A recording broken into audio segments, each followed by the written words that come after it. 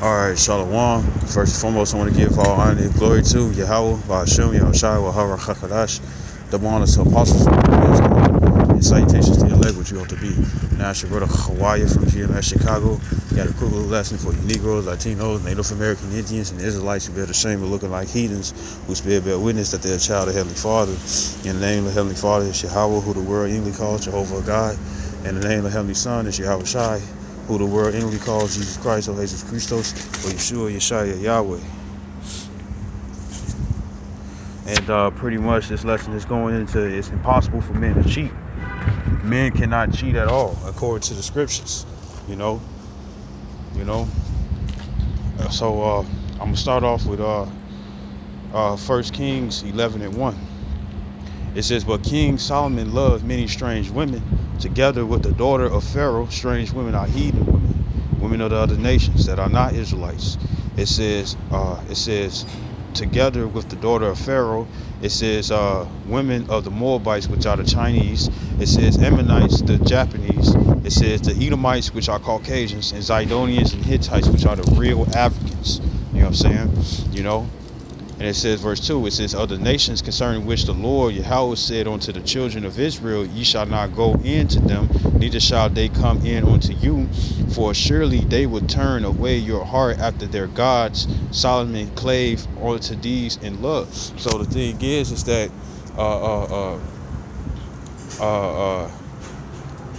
the Lord didn't want us to fall after their philosophies and stuff, go after their gods and stuff, because like the scripture says in Exodus 20, the 20th chapter says, serve no other gods but the Lord, man. You know, it says verse 3, it says, "And he had 700 wives, princesses, and 300 concubines." And what is a concubine? A concubine is a lesser wife, a side chick. You know what I'm saying? You know, not your main. A main would pretty much be an Israelite woman. You know what I'm saying? In that sense. And Jakes know what I'm talking about. You know what I'm saying? But a heathen woman and stuff would be considered a side chick, man. You know. And it says, and his wives turned away his heart. And this is why the Lord didn't want us to deal, you know what I'm saying? But you got to also understand that King Solomon, he ruled for 40 years, you know what I'm saying, and everything was in peace, you know. But the Lord didn't jack when he was following the ways of the Lord ain't jack him up, you know what I'm saying, when he was following the Lord, with him having these many concubines. It was the fact that he followed after their ways, you know what I'm saying, you know. And that's what got King Solomon jacked up.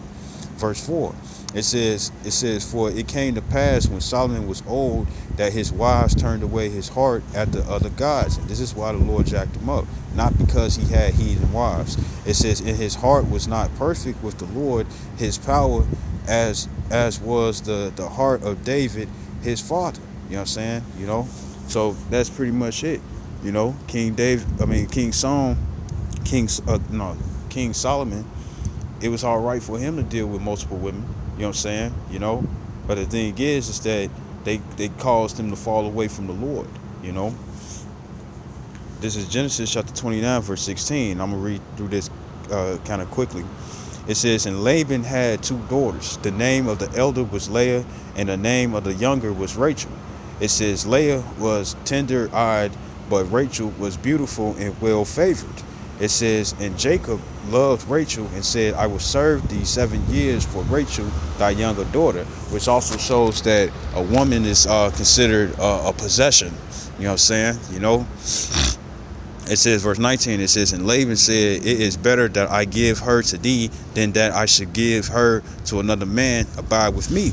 It says, "And Jacob served 7 years for Rachel, and they seemed unto him but a few days for the love he had to her. And Jacob said unto Laban, Give me my wife, for my days are fulfilled, that I may go in unto her." It said, go into her, meaning to have sex. You know what I'm saying? It says, verse 22, it says, "And Laban gathered together all the men of the place and made a feast." It says, "And it came to pass in the evening that he took Leah, his daughter, and brought her her to him, and he went in onto her. Now, remember that when it came down to feast, it's pretty much like when it come down to what a wedding and stuff. People get together and stuff. And then they actually get married, and it'd be like a little party and stuff. So they was drinking and whatnot and stuff, because other than that, Jacob would have recognized that it was Leah and not Rachel. You know what I'm saying? It says, and it came to pass in the evening that he took Leah, his daughter, and brought her to him, and he went in unto her. It says, and Laban gave unto his daughter Leah Zipporah, his maid, for a handmaid. It says, and it came to pass that in the morning, behold, it was Leah, and he said to Laban, what is this thou hast done unto me? And Laban was just trying to get some more work out of Jacob, man. It says, did not I serve with thee for Rachel? Wherefore then hast thou beguiled me? It says, and Laban said, it must not be so done in our country to give the younger before the firstborn. It says, and Laban knew that.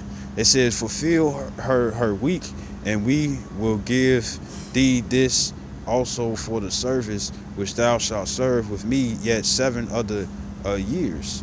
It says, and Jacob did so and fulfilled her week, and he gave him Rachel, his daughter, to wife also. So therefore, you can have more than one wife. You can have more than one girlfriend. You know what I'm saying? The thing is that according to the scriptures, it says that that the jealousy of a woman is another woman. You know what I'm saying? So you be wise on that and stuff. For yourself.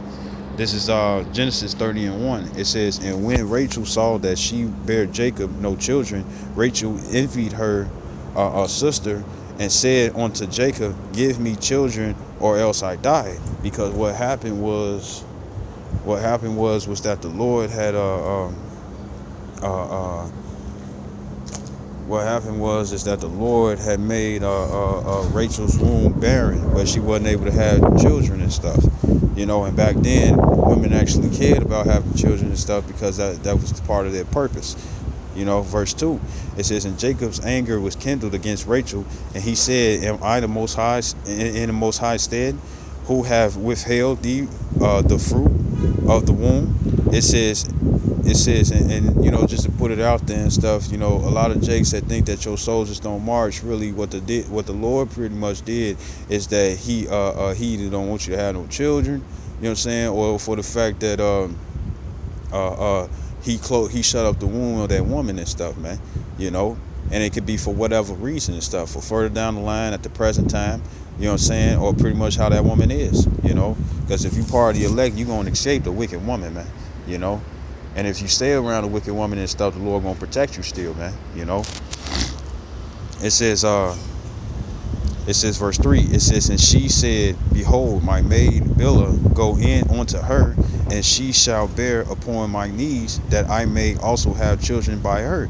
You see? So what did Rachel do? Since she was barren and she couldn't conceive no children and stuff, what happened? She gave her handmaid, her heathen maid and stuff, to Jacob the wife. So that means that you can have heathens as wives, man. And guess what? When it comes down to us being scattered to the 4 corners of the earth, it don't mean that what does mean is scattered to the 4 corners of the earth. It doesn't mean that that every person out there that look like a heathen of other nations and stuff is actually a heathen.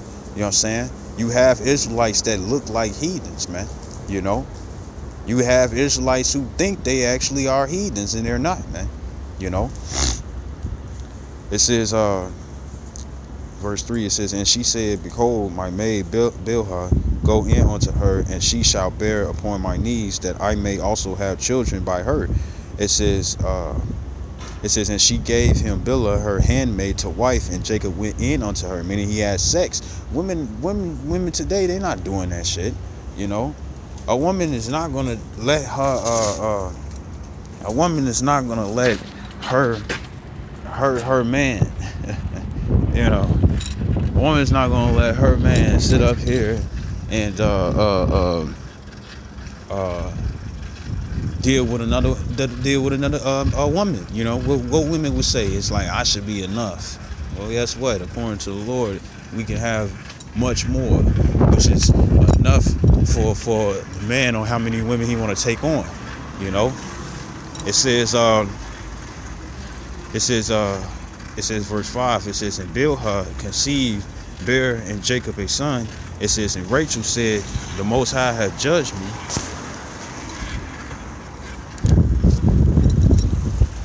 It says, and Rachel said, the Most High hath judged me, and have also heard my voice, and have given me a son.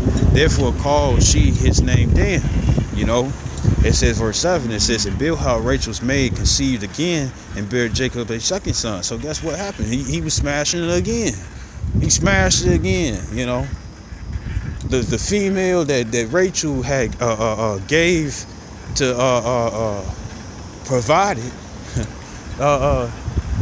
for Jacob to smash. You know what I'm saying? You know, it's like it. It says verse 8. It says, and Rachel said, with great wrestling have I wrestled with my sister, and I have prevailed, and she called his name Naphtali. Now remember, when it come down to this, what's going on is that you have you pretty much have the progenitors of the 12 tribes and stuff that's coming out these women. Not all the women came, not all the 12 tribes and stuff, as you can see, like Naphtali and stuff, which is part of the 12 tribes. Naphtali came out of a heathen woman's womb. So it shows that you are what your father is. It's not what you, well, it's not it doesn't go by your mother. You know what I'm saying? You know, you are what your father is. Just put that out there. Verse 9, it says, when Leah saw that she had left bearing, she took Zilpah, her handmaid, and gave her Jacob to wife. So Rachel's sister Leah had a handmaid as well. And what did she do? She gave Jacob her handmaid, a female slave, you know what I'm saying, to smash. You know? Verse 10, it says, and Zilpah, Leah, maid, bare Jacob a son. And Leah said, a troop cometh, and she called his name Gad. It says, meaning the Gadites, the Native American Indians. It says, and Zilpah, Leah's maid, bare Jacob a second son. It says, and Leah said, happy am I, for the daughters will call me blessed. And she called his name Asher. Asher, the which is the Brazilians, Paguarians and Uruguayan, Paguarians, you know, I believe Bolivians as well, and Colombians, you know, to the best of my knowledge. But just to put it out there and stuff, pretty much what you can have more than one wife, you know. This is 2 Samuel chapter 3 and verse 2. It says, and unto David were sons born in Hebron, and his firstborn was Amnon, and Ahinoam. It says the Jezreelites. It says, and his second Chalib. It says of Abigail. It says the wife of Nabal, the Carmelite. It says, and the third Absalom, the son of Maacah. It says the daughter of Talmaiah, king of Jeshur. So King David is having he's bearing children. You know, I mean, he's not bearing children, but he's having sex with multiple women and stuff that's conceiving his children, man. You know, because it's just two that was named. Verse 4, it says, in the fourth Adonijah, it says the son of Haggith, and the fifth Shephatiah, the son of Abital. You know what I'm saying? And these are women that he was smashing. These was his wives. But there's 5 right here. You know what I'm saying? He had 5 wives. You know? Ooh. It says verse 5. It says in the 6th Ithrim, it says by Eglah, David's wife. These were born to David in Hebron. So King David had 6 wives. And of course he had more than that. You gotta think about Bathsheba. When he had committed adultery, that was his wife. You know.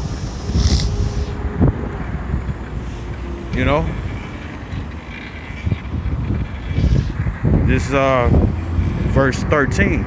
It says, and he said, well, I will make a league with thee, but one thing I require of thee, that is, thou shalt not see my face, except thou first bring Michal, Saul's daughter, when thou comest to see my face. And now I believe that was King David's first wife, man. You know, the daughter of Saul, man. You know.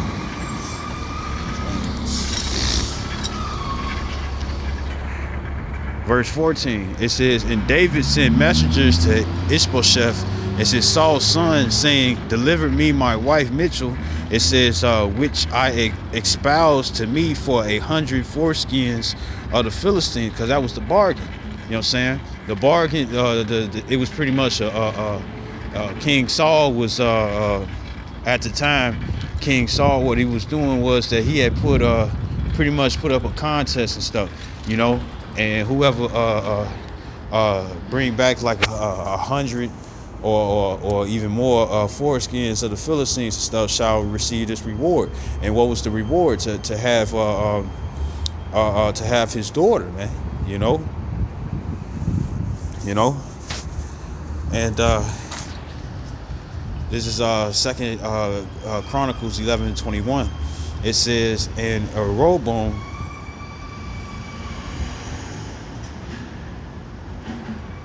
It says, and Rehoboam loved, verse 20, it says, and after her he took Maacah, the daughter of Absalom, which bare him Abijah.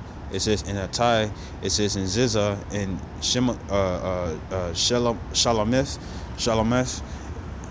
It says, and Rehoboam loved Maacah, the daughter of Absalom, above all his wives. So he had more than one wife, you know. It says, in his concubines, and so he had concubines as well. For he took 18 wives and 80 concubines, and begat 28 sons, 80 daughters. You know what I'm saying? So concubines, that word 80 means 60. So he had 18 Israelite wives, and then he had 60 concubines, 60 side chicks and stuff, you know, and it was all well provided for, man, you know. This is Judges chapter 8, verse 30. It says, and Gideon had 80 sons of his body begotten, for he had many wives. You know what I'm saying? And I believe Gideon was the son of a mother that was a heathen, man.